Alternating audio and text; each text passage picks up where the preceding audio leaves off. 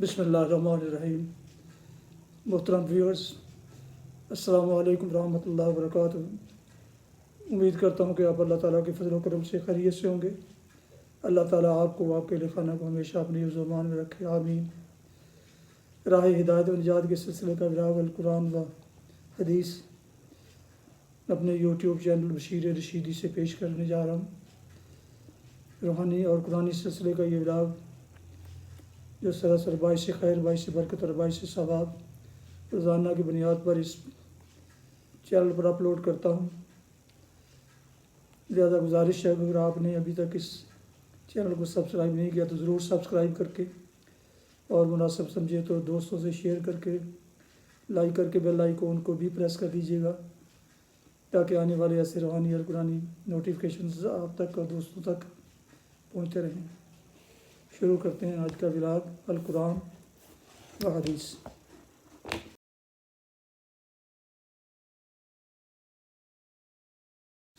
اعوذ باللہ من الشیطان الرجیم، بسم اللہ الرحمن الرحیم۔ فَأَكَلَا مِنْهَا فَبَدَتْ لَهُمَا سَوْآتُهُمَا وَطَفِقَا يَخْصِفَانِ عَلَيْهِمَا من ورقة الجنة وعصى آدم ربه فغوى ثم اجتباه ربه فتاب عليه وهدى۔ صدق اللہ العظیم۔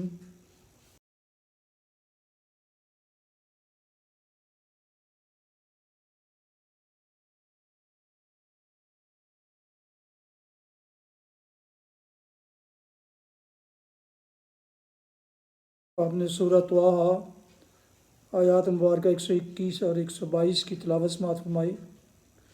اس کا اردو ترجمہ پیش خدمت ہے۔ فَأَكَلَا مِنْهَا فَبَدَتْ لَهُمَا سَوْآتُهُمَا۔ نتیجہ یہ ہوا کہ فوراً ہی ان کے سطر ایک دوسرے کے آگے کھل گئے اور لگے دونوں اپنے آپ کو جنت کے پتوں سے ڈھانکنے۔ آدم علیہ السلام نے اپنے رب کی نافرمانی کی اور راہ راست سے بھٹک گیا۔ پھر اس کے رب نے اسے برگزیدہ کیا اور اس کی توبہ قبول کر لی اور اسے ہدایت بخشی۔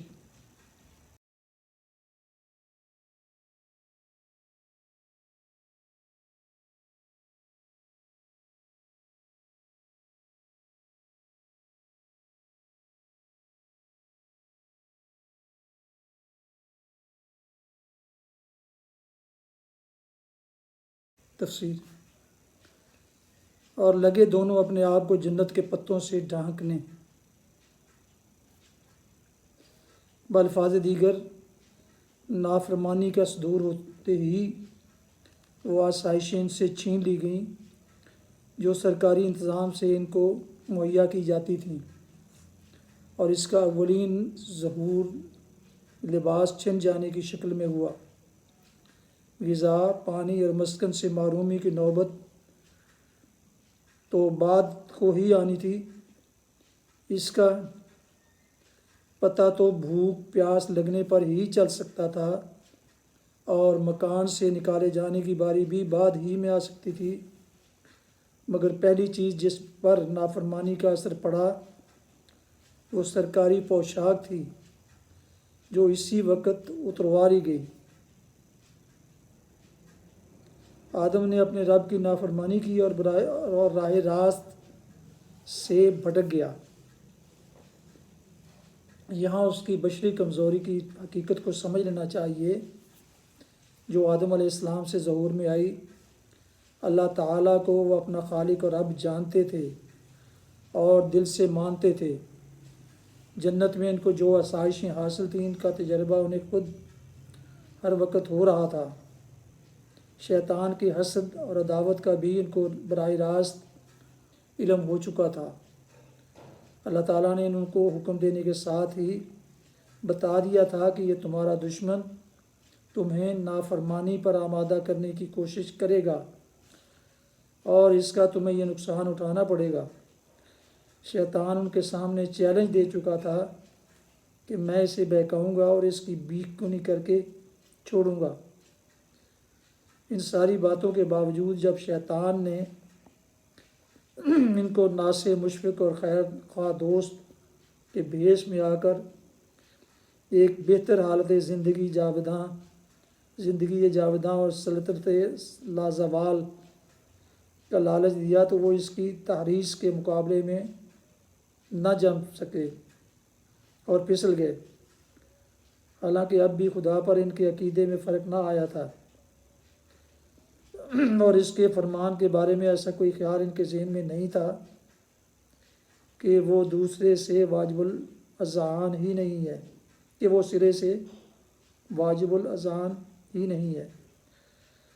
بس ایک فوری جذبے نے جو شیطانی تحریص کے زیر اثر ابھر آیا تھا ان پر ظہور طاری کر دیا، اور ضبط نفس کی گرفت ڈھیلی ہوتے ہی وہ طاعت کے نام مقام بلند سے معصیت کی پستی میں جا گرے۔ یہی وہ بھول اور فقدان عزم ہے جس کا ذکر قصے کے آغاز میں کیا گیا تھا، اور اسی چیز کا نتیجہ وہ نافرمانی اور بھٹک ہے جس کا ذکر اس آیت میں کیا گیا ہے۔ یہ انسان کی وہ کمزوری ہے جو ابتدائی آفرینش ہی میں اس سے ظاہر ہوئی، اور بعد میں کوئی زمانہ ایسا نہیں گزرا ہے جب کہ یہ کمزوری اس میں نہ پائی گئی ہو۔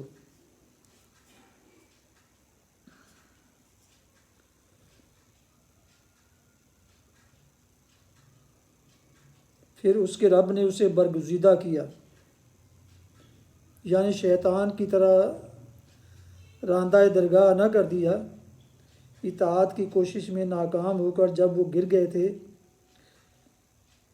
وہیں انہیں پڑا نہیں چھوڑ دیا، بلکہ اٹھا کر پھر اپنے پاس بلا لیا اور اپنی خدمت کے لیے چن لیا۔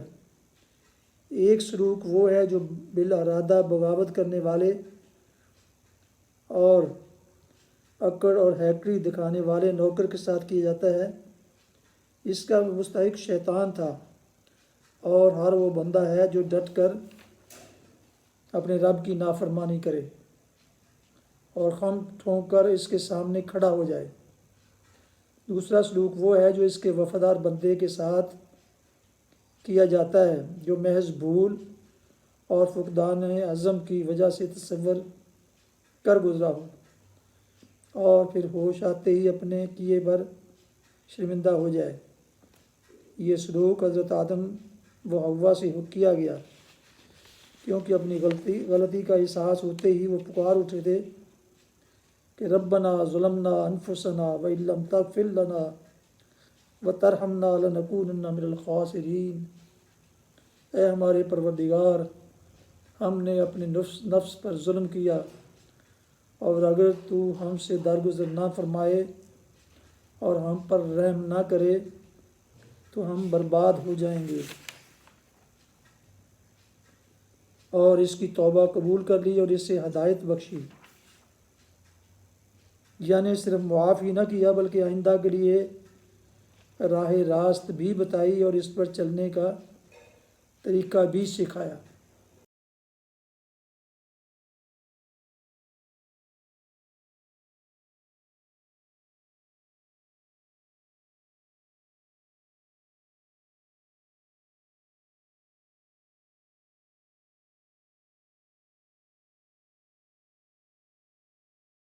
حدیث سے مبارکہ سماعت فرمائیے۔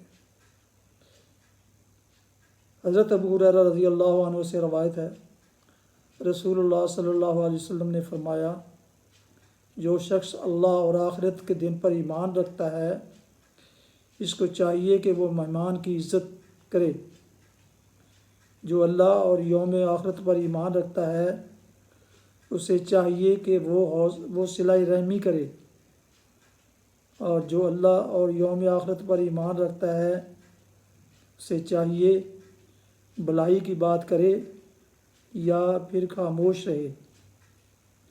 صحیح بخاری کتاب الادب حدیث نمبر 60-18۔ فوائد میں لکھا ہے کہ یہاں یہ حدیث صلہ رحمی کے مسئلے کی اہمیت کے لیے بیان ہوئی ہے۔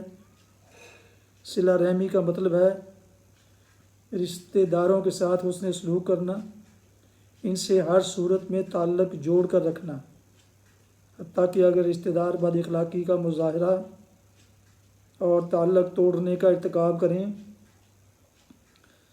تب بھی حقوق قرابت کی ادائیگی اور تعلق جوڑے رکھنے کا اہتمام کیا جائے۔ اسی کا نام صلہ رحمی ہے، اور شریعت اسلامیہ نے اس کی بڑی تاکید کی ہے۔ رشتہ داروں میں ننہال اور ددیال دونوں شامل ہیں، دونوں کو ہر حال میں عزت کی نگاہ سے دیکھنا چاہیے۔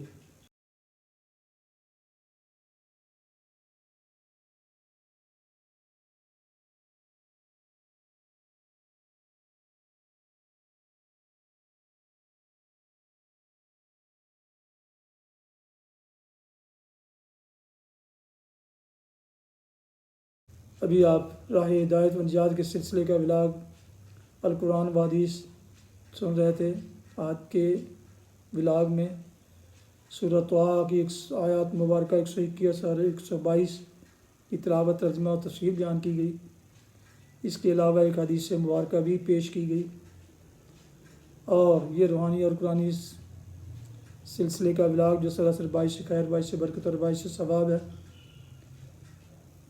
اور اسے میں نے روزانہ کے معمول کے مطابق اپنے یوٹیوب چینل بشیر رشیدی سے پیش کیا، اللہ تعالیٰ کی رضا کے لیے اور عوام الناس کی آگہی کے لیے۔ محترم ویورز، یہ میں اپنے کوئی نئی بات نہیں بتا رہا، یہ قرآن کا سلسلہ ہے اور حدیث کا جو اکثر آپ سنتے رہتے ہیں، لیکن یہ ایک یا دو دفعہ کہنے والی باتیں نہیں ہیں، بلکہ اس کے متعلق حکم ہے کہ اس کو بار بار آپ دہراتے رہیں۔ لہٰذا اللہ تعالیٰ کے اس حکم کی تعمیل کے لیے میں روزانہ ایک یا دو آیت قرآنی کا ترجمہ اور ایک حدیث بیان کرتا ہوں، جو اکثر آپ نے پہلے بھی سنی ہوگی یا ترجمہ بھی اس کا سنا ہوگا، تفسیر بھی، لیکن یاد دہانی کے لیے میں پیش کرتا ہوں۔ اللہ تعالیٰ میری یہ کاوش قبول فرمائے، آمین، اور عمل کرنے کی توفیق عطا فرمائے، آمین۔ اپنا بہت خیال رکھیے گا، اپنی دعاؤں میں والدین، پاک وطن والدین، بچے، دوستوں اور عزیزوں کے علاوہ اس ناچیز کو بھی شامل فرمائیں تو انتہائی شکر گزار ہوں گا۔ اللہ تعالیٰ آپ کو، آپ کے اہل خانہ کو ہمیشہ خوش رکھے، آباد رکھے، شاد باد رکھے، آمین۔ السلام علیکم ورحمۃ اللہ وبرکاتہ۔ پاکستان زندہ باد۔ اللہ حافظ۔